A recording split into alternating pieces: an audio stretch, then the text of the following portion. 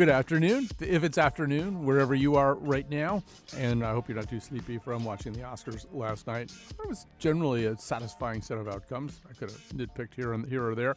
On other fronts, however, as you'll hear today, things are perhaps not so satisfying. We have some different stories to tell you as the show goes on. But we're going to start with what always seems to be the big story. And I think it's kind of because the President of the United States wants to be the big story, whatever it takes. Joining us right now, as he has in the past, is Philip Rucker, White House bureau chief at the Washington Post and a political analyst for MSNBC and NBC News. Welcome back to our show, sir. Hi, glad to be here with you. Seems like we're always looking for a new word. You know, there was sort of a chaos narrative a few weeks ago, and I think that got upgraded to tumult at one point, and words like unglued are starting to be thrown around. And we often say in these conversations, it's never been this bad, and then we have a different kind of conversation in a few weeks where we're saying the same thing. It does seem as though that if there's a different wrinkle this time, it might be that some of the president's kind of internal problems seem to be causing him to behave erratically at the level of policy? I think that's right. What we reported at the Washington Post over the weekend is that White House aides, advisors to the president, friends of the president on the outside of the government are increasingly concerned about his state of mind and his stability right now. He has been fuming and raging in private about a number of factors, including the really intense scrutiny that his son-in-law, Jared Kushner, White House senior advisor, has been under in recent weeks, and it's manifested itself in a couple of policy areas. There was that sort of zigzagging position on gun control. We saw that extraordinary meeting the president had last week with bipartisan members of Congress where he expressed openness for gun control measures, only to appear to backtrack a little bit after meeting with the NRA. And then there was the trade announcement, the new tariffs on steel and aluminum. That was a real shock to the system, a new trade war that jolted markets and certainly drew opposition from other Republicans. And of course, the feud with Jeff Sessions continues. As always, too, there's a fine line between somebody who's acting, let's just use a blunt term, somebody who's acting crazy and somebody who's crazy like a fox. And with the president, you know, we're always asking ourselves that question. I think you look at what he did on guns, and it's either very erratic behavior that may be fueled by his just level of agitation about some of these internal problems he's got, or it could be President Trump very cagily thinking, you know, this is kind of a Republican political problem. Really, the Republican political position on this doesn't really track well with public opinion, particularly at this moment. Why should I have that be my ball and chain just because it's their ball and chain? And it's kind of hard to know which thing's happening.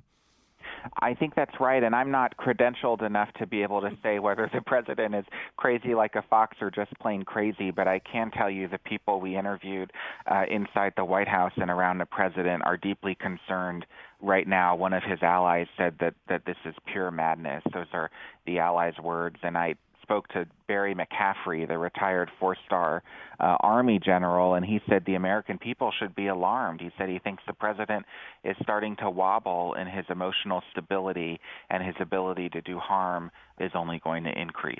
We should just look briefly at a few of these things, although I think most people are vaguely familiar with them. That really is almost the case that you can't keep track of all the problems without a scorecard. And two things spring to mind immediately, which is that he's often at odds with people who work for him, who are a part of his either criminal justice establishment or his intelligence establishment. Both things seem to be happening right now. He's referring apparently to Jeff Sessions as Mr. Magoo. Sessions seems to be making a point of showing himself out in public, not being Mr. Magoo, and having happy dinners with his staff. And then H.R. McMaster, who is already his third national security advisor. Again, you know, there just seems to be this sense that his days are numbered, that some kind of clock is ticking. Yeah, well, let's start with Sessions here. Your listeners will, of course, remember that the president has been angry with the attorney general for many months now. It all stems back to Jeff Sessions' recusal from the Russia investigation, which means that the deputy attorney general, Rod Rosenstein, is overseeing that investigation. Well, the president began the week upset because Sessions had asked the Justice Department's Inspector General to investigate alleged misdeeds by the FBI in obtaining those surveillance warrants where the president wanted him to have criminal prosecutors at the Justice Department look into that. So that already got on the president's nerves. And then, Wednesday night came this dinner that Sessions had with Rosenstein. They were out to dinner. A photo of the outing leaked out. It was all over cable news that night. The president was watching from the residence in the White House, and he viewed this as an act of solidarity against Trump, as a sign of disloyalty by his attorney general and his deputy attorney general. And he just started raging about it on the phone with his friends and advisors late into the night, and then before dawn the next morning. He was very upset. Later that day, of course, is when the trade announcement came. Right. And, you can't necessarily yoke one to the other, although people are doing it. And I guess people from inside the White House are doing that, saying that. I mean, there certainly is a pattern that he's had pretty much since Jump Street, which is that a pattern of often making rather dramatic pronouncements with inadequate consultation with the kind of people that you would typically consult with before you would say something like this. And this totally fits that pattern. Now, another part of that pattern is an awful lot of these things kind of either die on the drafting table or when they emerge in any kind of substance, they're not quite as extreme as they seem to be. I don't know how much ability there is to sort of slow him down on this particular one. On trade, I don't know that he can be slowed down. We have to remember this has been his position, his ideology dating back to the 1980s. It's one of the few issue areas where he has shown any consistency, and I think that's important. It does seem, though, again, that it seems inadequately thought through when you look at some of the reactions from our important allies and trading partners, notably Canada. When you look at the fact that it does seem like it would, at least over the short haul and maybe medium haul, add quite a bit of money to the cost of goods here in the United States. It's hard for that to be spun as a win, and he likes to win, and it just doesn't seem like a really winning position right now.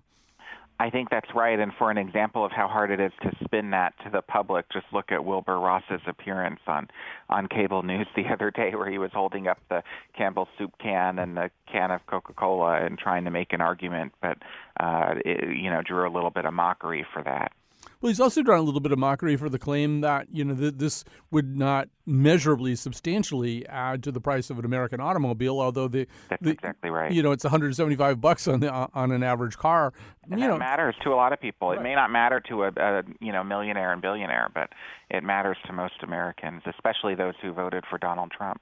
Let's just turn our attention to H.R. McMaster for a second here. His great sin of late appears to have been when the 13 Russian indictments came down from the Mueller committee, saying on his own, while abroad, I think in Munich, saying, well, that irrevocably proves that they meddled in the election, which was probably supposed to be accompanied by something else like, but we still beat Hillary or something. Yeah, it's kind of ridiculous that that's considered the sin, because he was just articulating the viewpoint of pretty much everybody in the federal government, with the exception of the president. There's a unanimous view below the president's level that Russia did in fact interfere in the election, and that Russia needs to be held accountable for those crimes. And the President Trump has been unwilling to sort of fully embrace that, and certainly unwilling to take any retaliatory action against Russia. Obviously the departure of Hope Hicks was a big story over the week, but it does seem that an awful lot of the drama, anyway, the kind of reality show type drama, is focusing right now on Jared Kushner, the president's son-in-law. Yeah. He's had reports that, among other things, he met with foreign lenders in the White House, and immediately afterwards got loans for some of the family's troubled businesses. I keep thinking about Chris Dodd. I'm from Connecticut, and Chris Dodd got in all this trouble for like this really conventional mortgage where he was. I remember that. He was maybe in a VIP program that might have been worth like half a point or something. Yeah. Nobody could even prove that he actually got a better rate. But this is just like a lousy little home mortgage. The idea that you can meet with somebody in the White House and then leverage these gigantic loans afterwards seems like we're in an entirely different ethical vocabulary now. We certainly are, and it's been an incredible mixing and blending for Jared Kushner of business interests and his official work as a White House staffer. And this is one of the reasons why so many people counseled President Trump to keep his family outside of the government, keep them as family. If they're going to maintain their connection to their businesses, then then they need to create that wall, that barrier. You can't blend business and personal business rather, and government business. That appears to be what Kushner at least is alleged of having done. We'll have to see where the investigation goes. We know some of these issues have become of interest to Robert Mueller, the special counsel. Right. One thing that I would just say about this is that under a normal administration, if you'd made the probable mistake of bringing in a family member who still was going to be pursuing active kinds of business, I mean, you would really, really work hard to avoid the substance and appearance of conflict. You'd do everything in your power to keep an enormous, highly visible firewall between your White House activities and your business activities, and that just doesn't seem to have crossed anybody's mind. No, and you know what? Let's not forget about the conflict of interest that appear to be present for the president himself. Remember, he still profits from his hotel properties, from the Trump Hotel, from Mar-a-Lago. Foreign governments are coming and having banquets at the Trump Hotel here in Washington. They're doing things. The Republican National Committee and Republican politicians are holding fundraisers at the Trump Hotel. The Trump Hotel is profiting from all of this business. The owner of the Trump Hotel, of course, is Donald J. Trump, the president. Right, and there's starting to be a kind of narrative that the White House is kind of open for business. And in the case of Jared Kushner, there's this narrative that he's perceived as having these kind of financial weaknesses. He's got some problems with his own career and his family business. That's right. In real estate. And so why not go in there with whatever your agenda is? If you're China, if you're Mexico, if you're Israel, if you're the UAE, why not go in, have talks with him? He's got a weakness. There's something there's a sugar plum that you could ultimately dangle in front of him. And that's starting to be, it seems anyway, a strategy in dealing with the White House. That's exactly right. And my colleagues at the Washington Post had a story last week about this very subject, where foreign governments have been scheming amongst themselves to figure out how to manipulate Jared Kushner, how to capitalize on these financial weak points for Kushner to manipulate him in their country's interests. So one of the few names that we haven't said so far, Philip Rucker, is that of John Kelly. It does appear as chief of staff. Though we're heading towards some kind of clash of titans here. We know that Kelly is ultimately responsible for the fact that Kushner's interim or temporary security clearance was dropped. He doesn't have the security clearance he used to have. I think that was my understanding was that after the Rob Porter incident, Kelly essentially said, well, we can't have a whole bunch of people around here who are basically, living day to day on these temporary security clearances, so they're all being revoked. But that took away Kushner's top secret clearance, which is kind of essential to doing certain kinds of White House business and activities. Right. So we're starting to get the sense it's going to be one or the other, right? This is now really the clash between Ivanka and Jared and the chief of staff is heading down the home stretch in some way. Well, they are clashing, that's certainly right, but they're also coexisting for the moment. So I don't know that either, Kelly or Kushner are going to be out the door in the near future, but certainly it's an uncomfortable source of tension for the two of them. And, Kelly is trying to follow what he sees as a standard practice, a process here with the security clearances. He has vowed not to treat Kushner as anything other than a normal staffer. He doesn't get special attention or special privileges simply because he's the president's son-in-law. So he's being treated as staff, and he's been unable. The FBI has been unable to clear him for the highest level security clearance with his background check because of the problems that we discussed earlier, and therefore his security clearance was downgraded. Now that's a serious problem for Jared Kushner because he currently has a portfolio where he oversees the Middle East peace process between Israel and the Palestinians. He also is the lead on the U.S. relationship with Mexico, renegotiating NAFTA, building the wall, all of those complicated issues that we're dealing with our neighbors in Mexico. I don't know how he does that job effectively and to the best of his abilities without having access to the nation's top secrets, and so it's going to be a challenge for him. Philip Rucker, last question here. Last night, as people were watching the Academy Awards, social media kind of came alive with a new report, which was that the Mueller investigation had asked at least one witness, and probably a lot of witnesses, for all communications dating well back into the time of the campaign, going back, I think, into somewhere in 2015, communications involving not only Donald Trump and Steve Bannon, but lots of the other names that we've been saying even just now. Is this... I don't know. I would have just assumed that was a big part of the net that Mueller was casting. Is this big news for some particular reason? I actually don't think so. I mean, it's interesting because the subpoena information was obtained publicly. That is stuff that usually is kept private, but it's very standard procedure for the special counsel. I don't think any of the names on that list were surprising to people. I mean, if you're conducting an investigation into possible collusion, coordination between the Trump campaign and Russians, those are the people whose contacts you'd want to explore, right? They're the top officials on the campaign. They're the advisors to the president. They're the people who we know already to have had some relationship or ties to Russia. So it's not wholly surprising to look at that list.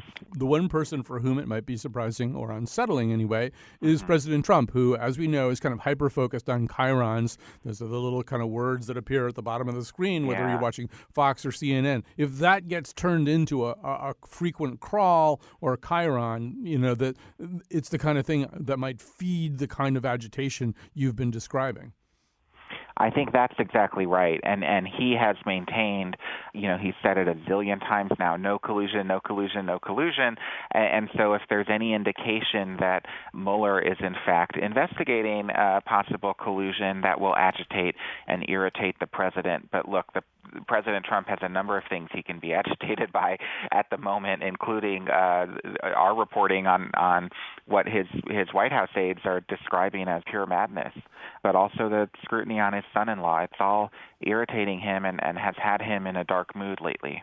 Well, Philip Rucker, first of all, you've been generous with your time. The reporting in the Washington Post has been just amazing on this. Philip Rucker is White House bureau chief and a political analyst for MSNBC and NBC News. Thanks for sharing part of your Monday with us. Thank you so much. Glad to be with you. So that was the big White House news here on Monday. There's news all over the place. And here in the state of Connecticut, there's an unusual confrontation going on over the nomination of Justice Andrew McDonald to be Chief Justice of the Supreme Court. That was fought out in a committee last week. There is more fighting to come. Coming up in the next segment, we'll talk to one of the Republican leaders about what their problem is with Andrew McDonald, why that nomination is causing so much of a stir. A little bit later in the show, too, we're going to talk a little bit about the world of sports, and in particular why more than ever teams seem to be trying to lose intentionally. Professional sports franchises are doing what is often known as tanking. It's become an epidemic. We'll tell you why.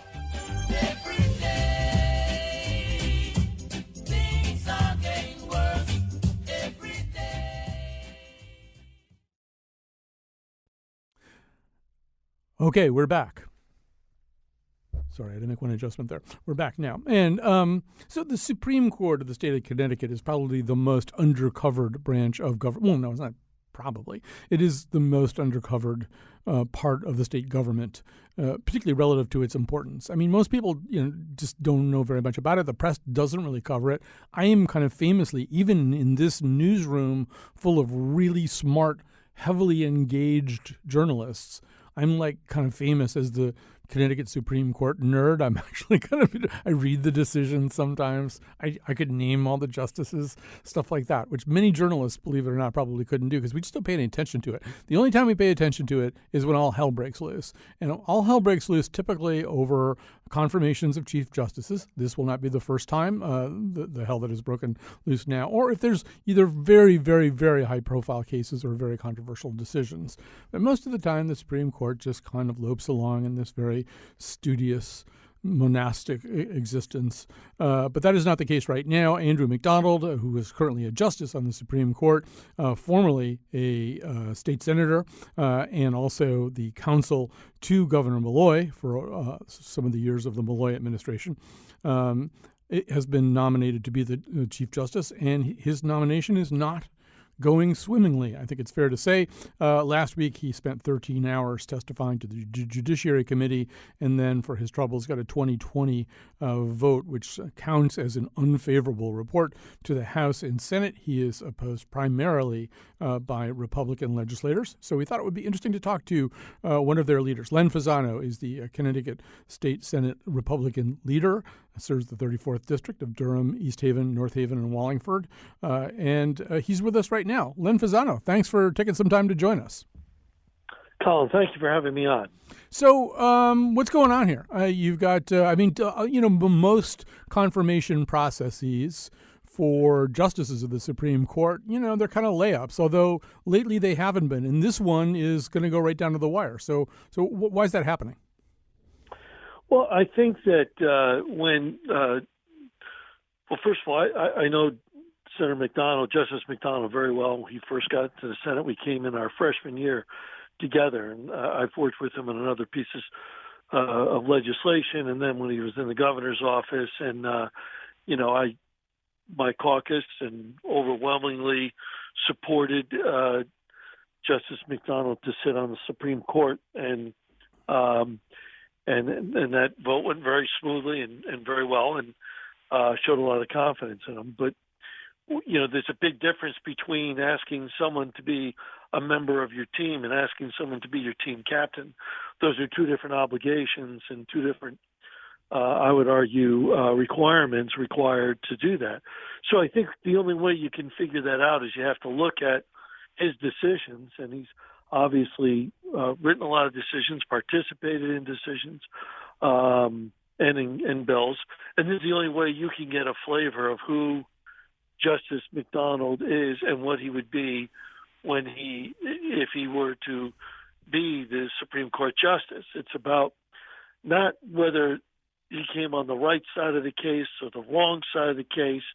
That's not really the import. The import is the methodology which got him to whatever opinion that he rendered. So I think that takes folks to do an awful lot of homework, an awful lot of reading, and this is really tough stuff. I mean, this is not easy stuff to read and understand, and especially I am a lawyer, but those who are not a lawyer in the legislature, that's a tough read. It's very technical. So I think in this case, what a lot of us have done have read a bunch of decisions, and there's some that raises concerns, and I've talked to Justice McDonald before his confirmation hearing in front of Judiciary, and then I stayed up to 2 a.m. to watch the confirmation hearing, and I read some more, and I'll be meeting with Justice McDonald. But this is a critical time. Justice McDonald is, I think, younger than I am, and certainly he could be the Chief Justice for a number of years. Isn't it an 8-year appointment, though? It's an 8-year appointment, but once someone gets in, it's pretty much rooted, just like even trial court judges. Very few of them, even if they've run a little bit off the path, are taken off for a number of reasons. I mean, Palmer just squeaked by last year, which was very surprising too. He's coming to his retirement year, and I think he just squeezed by a few votes. And frankly, I think some people changed their minds to vote for him because they didn't want to send him packing with a couple years left to his term on the Supreme Court. Okay, so I began by asking you, what's the problem? And I'm not sure you're giving me the answer yet, although you've identified it as being somewhere in the case decisions of Andrew McDonald. It's not about anything else. You guys are reading case decisions, and it's not how the cases come out. It's how they are reasoned. That's what you're telling me, right? Correct. So what's wrong with how he reasons cases? So when you look at the death penalty case, for instance, one, the question is why would he sit on the death penalty case? It is he was counsel for the governor. It was the governor's number one issue. He obviously was the lawyer for Governor Malloy. He pushes in that role. You push the legislation by Governor Malloy. I don't think Governor Malloy was facing the death penalty on that. I may have missed that. Sorry? I don't think Governor Malloy was facing the death penalty in that case.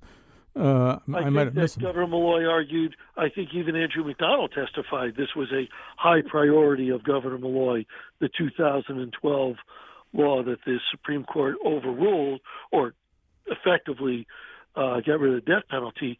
But Justice McDonald argued when he was the lawyer for Governor Mulally, this was one of his main focuses in 2012. So I think that he's already testified to that at the hearing. So when you look at it, you think he should have you think he should have recused? Yeah, I don't think he should have sat on it. Absolutely. All right. Was there a motion to recuse? I don't know the answer to this question. Was there a motion to recuse? Did anybody on any side of this case make a motion for him to recuse? Neither person on either side had made a motion for him to recuse. However, the justice could have to inflect inwardly whether or not they believe they have a conflict. And did Chief Justice Rogers, I mean, as you say, the Chief Justice of the Supreme Court is different, is the team leader different from the rank and file justice? Did Chief Justice Chase Rogers suggest at some point that Justice McDonald should not hear the death penalty case? According to Andrew McDonald, the answer is no. The Chief Justice did not, but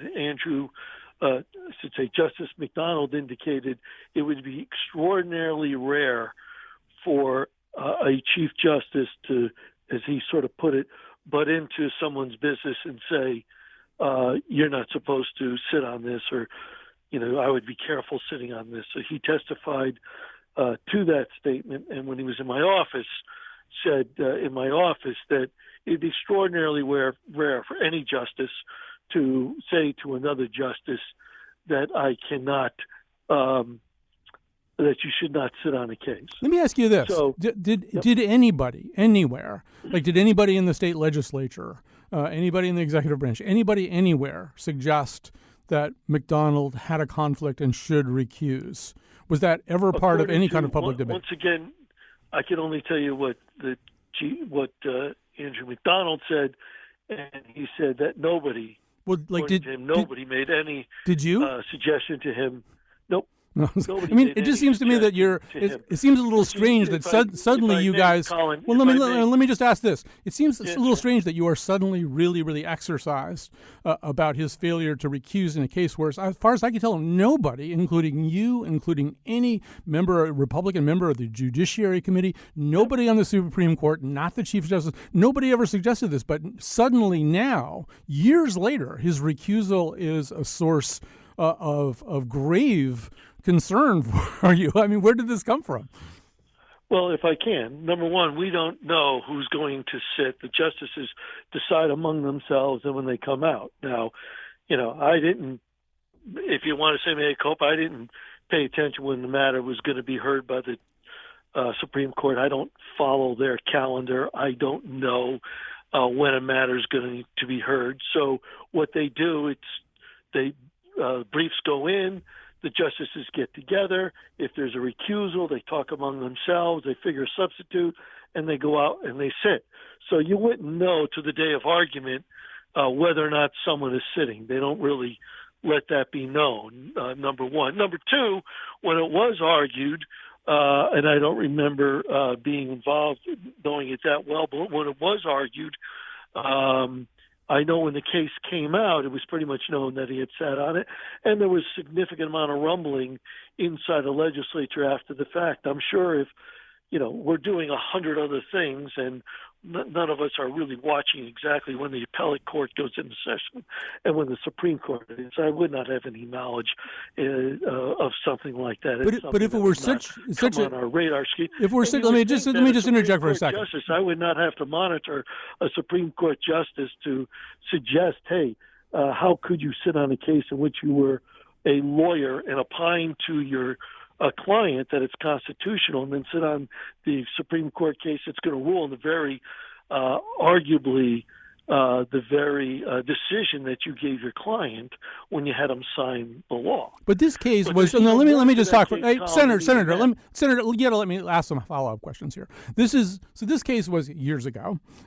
If it were such a gross misprision of justice as to constitute a disqualifier now for Andrew McDonald to be Chief Justice, it's amazing that there's never been any public statement by anybody until the last week or so. I mean, how is it that, I mean, and this was a very high-profile case. You say you're really busy, you can't pay attention to everything, but this was probably the most high-profile case to come out of the Supreme Court since gay marriage. After it was out, but not before. I didn't see any hype on this. Maybe I missed it, but I didn't see anybody say, "Hey, tomorrow they're going to rule on this case." There's nothing or argue this case. The abolition of capital punishment? Ever? Sorry? The abolition of capital punishment? Yeah, well, we didn't know it. We didn't kind know of a big deal to do because no one assumed that they were going to go that far out. Even I think no one assumed that they were going to reach the conclusion that they reached at all. I think it took a lot of people by surprise the way they went about very delicately tiptoeing around the constitutionality and severance clause.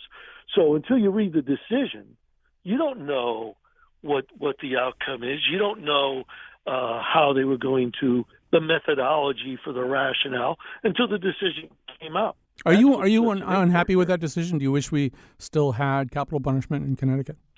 Look, I voted in favor of the keeping the capital penalty. On that bill, I think I voted against it because I felt that a constitutional issue. So I think I voted against that bill. But before, I have voted in favor of capital punishment. That's not the issue that I am judging Sarah McDonald on. It's never an issue, or Justice McDonald on. The issue before us is the methodology for which they used in that case. But the issue for him is not the decision, although I have problems with it. It is what it is. The issue is he shouldn't have sat on it. And the second part is his concurring opinion when he basically said the death penalty is a racially biased sentence, if you would, when the Supreme Court had opened up a docket and the habeas court had indicated that there was no racial bias in the death penalty, and that was in front of the Supreme Court. But Justice McDonald decided in his concurring majority to call it racially biased. Isn't that why they call them like a concurring opinion? Isn't that why they use the term concurring opinion? No, there's a concurring opinion where you say, I concur with the majority for the reasons, and you go through it. This was like an advisory opinion, which is something that's more than just frowned upon. You don't really do advisory opinion. That'd be like us writing to the Supreme Court and say, we're going to pass a bill tomorrow. Can you tell me if it would be constitutional if we pass it? You don't ask for advisory opinions. And the problem with the concurring opinion, which I've brought to his attention, is it seems that there was the Supreme Court itself said, let's put an end to whether this is racially biased or not. Let's send it down to the trial court for a decision and have it come back up. And it did, and it said it wasn't racially biased in another case. And I think Justice McDonald knew that case would never see the light of the day. So he said it was that the death penalty was racially biased, and he's factually wrong. There's no evidence to that. But he knew that this case was going to be moved. Now, the only other justice who concurred, who wrote it with him, it was co-author, it wasn't just him, was Justice Norcott. But, the majority stayed away with it. And if you read the dissent from the Chief Justice on that issue, the dissent is appalled that they even went in that direction. It wasn't brief. It wasn't argued. Was that Justice Espinoza? Was that Justice Espinoza's dissent? Because she tended to be appalled by everything. Hey, I want to pause this part. I want to ask you about some other stuff. Our time is limited here. I think it's worth covering this. So, and you can just tell me I'm wrong about all this stuff, but I think it's worth bringing up. Some people are going to say you guys are just doing it because you've got the numbers. You've got the numbers to cause this kind of problem. You didn't have the numbers in the past. That may also explain why some of these people sailed through 30-3 or something, and now it's a very tight vote. How much of this is just about the fact that you guys can do this? Absolutely none of it. Okay. Absolutely none. I'm telling you, my word is absolutely none of it. has to do with that. How much of this is animosity between you guys and Governor Malloy? Everybody knows that Governor Malloy doesn't get along very well with the legislature on either party. This is sort of a swan song. He's almost at the end of his time. Chase Rogers plopped an opportunity in his lap to appoint a Chief Justice. He picked from the court a guy who is very close to him, not just as his counsel, but as we know, kind of a friend as well. How much of this is just you guys saying, nah, you're not going to get away with that, Dan? First of all, I told the governor I met with him that, I hope he picks somebody that he knows, likes, understands, trusts, thinks is very competent. You want a governor to put somebody for Chief Justice who you think, as governor, is going to do a great job, and the best way you could do is know who the person is. And look, there's not a doubt in my mind that Andrew is an extraordinarily bright guy, really bright guy. So I don't have any problem with the fact that he picked somebody he knew. That's fine. That's good judgment, I think. And I think that's what you want people to be doing, because you put somebody in such a high-profile position. How much of this is really go ahead. question is methodology. That's all it is. So all it is methodology. And look, when Andrew was up for justice of the Supreme Court, we weren't as tied, but we had significant numbers. So it's not about ever. I don't think there's any justice the Supreme Court that we have given a hard time. When Palmer went up last year, as I mentioned to you, there was, and he's on virtually every decision as Andrew is, Justice McDonald is, virtually they write almost the same thought pattern, and he barely made it through, Republicans and Democrats voting against him. Because you guys get the numbers. Hey, I just want to correct one thing that you said. When McDonald was approved by the Senate, it was 30-3. It wasn't anything close. There wasn't substantial opposition. And by the House, it was 125-20. Yeah. That's my point, is that he flew through, and if, whether we're a minority or not, we certainly could have raised Cain on anybody he puts up and cause a monkey wrench. But that isn't what we wanted to do. Okay, let me ask you two more questions here. One of them is, what's the future of this? I mean, are you pretty sure that you guys are going to hold the line on this, and that maybe ultimately Justice McDonald is not confirmed, or is this an open question? What kinds of conversations are going on? It's an open question. I promised Justice McDonald that I and Themis Claris would meet with him again, and I think we're trying to schedule a meeting for Thursday of this week. The first time I met with Justice McDonald, I told him where I was on a few of my concerns. He then sent me 3 huge notebooks to read all of his decisions, which I have done. I'm finishing up the 3rd tomorrow. So I'm willing to talk to him about his decisions and those other decisions in greater detail. I got into them very superficially because I had not finished reading all the decisions. Now I have, and we could have a more thorough discussion. I'm open to it. As I said, I like Andrew personally, and I think he's very bright. He has to give me the comfort level, and I'm talking for myself here. Let me ask you another. Another thing. And you know that I think you know that I like and respect you, and I think it has been somewhat unfair that you guys have, to a certain degree, been tarred with the argument that there may be some resistance to him because he's gay. I think I know you and Themis and everybody else well enough to know that that's not true. That's not the way that you operate. But are you worried that you ultimately, if in fact McDonald doesn't get confirmed, the LGBTQ community may see this as having played a role? Look, I can't help what other people want to believe. I know who I am as a person. I know how I've voted in the past on these issues, and I know I supported Andrew. And Andrew and I have had plenty of conversations on this topic. So Andrew knows where I stand on this issue entirely. So I can't help what other people think. I have to do what's right, I think, for the state of Connecticut, in my view, wherever that vote comes on. But I won't be bullied into voting a particular direction because it is a vote that will garner less resistance. I got to vote for what I think is best, I'm talking for myself, for the state of Connecticut and the judicial system. And that's all I'm looking at. That's why it's not even his decisions that I care about. It's his methodology. That's okay, let me ask you one more question. Let's say, hypothetically, that things just don't work out and Andrew McDonald is not confirmed as Chief Justice. And let's say that Richard Robinson is up next. I personally think Chief Justice Richard Robinson sounds terrific. But are you guys going to do this again? I mean, are you going to fly spec? Let me tell you right now, Colin. Yeah. I have, in reading Andrew's Justice McDonald, I apologize for calling him Andrew, Justice McDonald's decisions. I've had the opportunity to also read Justice Robinson's decisions as well. And I think, he may not, I may not agree with him on all his decisions. Because some of his decisions I don't agree with Justice McDonald. I see Robinson right next to him. But in other decisions, I don't see Justice Robinson there. And this is a guy, Justice Robinson, who was in the trial court, the appellate court. Now he's on the Supreme Court. He's an impressive individual.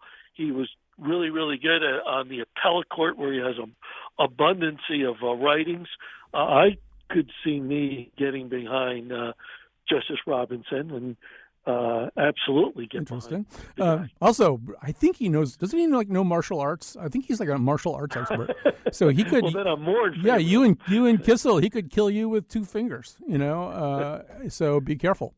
Listen, Len Fasano, Senator Fasano, thanks so much for joining me today. Thank you so much. Thank you for the opportunity. Wish we had more time, but we've got to move on here to our final section, which has something to do with the fact that some teams, particularly in the NBA, may not be trying absolutely as hard as they could to win. I know, that's kind of shocking, isn't it? We're the 1, 2, 3, 4, 5, 6, 7, 8, 9 Supreme Court judges.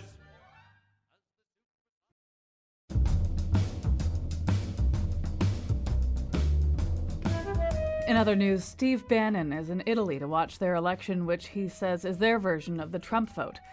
So you might want to squeeze in that Italian vacation before things go sideways. Today's show was produced by Betsy Kaplan and me, Kyone Wolfe. Amanda Fish is still in an Oscar after-party. The part of Bill Curry was played by Samuel Alito. On tomorrow's show, you think you know voodoo, but do you? And now, back to Colin. You know, what is it with Steve Bannon? He shows up at other people's elections now and acts real scary. It's not enough that he's scary with us. All right. Anyway, we're leaving politics now to talk about sports. Dave Sheinin is joining us, sports and feature writer for the Washington Post and the author of RG3, The Promise. I believe he's joining us from a baseball game right now, but we're not going to be talking so much about baseball. We're going to be talking about the fact that, so first of all, Dave Sheinin, welcome to our conversation.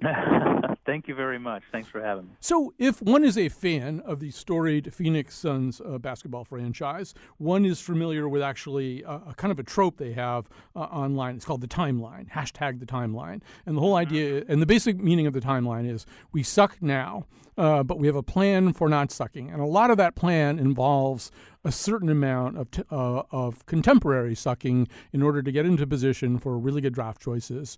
There were people that I think Phoenix is either mathematically eliminated right now or is going to be in its next game. It'll be the first NBA team to be mathematically out of contention. And there's even a certain amount of celebration going on in their fan base. So explain why such a thing could possibly be happening.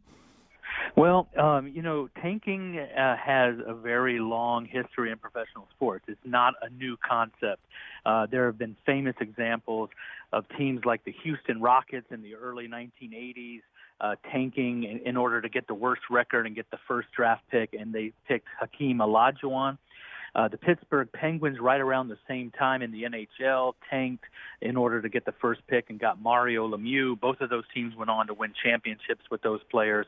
But I think what has changed now is that it has become more accepted by the fan base. Like you said, fans are on board with this. Fans will trade 2 abysmal seasons for one championship or one shot at a championship. And so the stigma is gone from it. And the second thing that's changed is that all these front offices now in all these sports are being taken over by analytics types as opposed to people who have grown up in the sport. So the GMs are now coming out of Ivy Leagues, and they've got business degrees, and they've got, master's degrees and PhDs, and they're coming in talking about cost-benefit analysis and risk management and things like this. And so you're left with a situation now where the problem is there's not just 1 or 2 teams every year that are doing this. It's a third of the league in the NBA and in Major League Baseball as well. And that's where you start running into problems. If a third of your league is writing off an entire season, you're going to have big problems with putting forth a competitive product. In basketball, in the NBA, Dave, what's the rule? I mean, there's got to be a rule against tanking.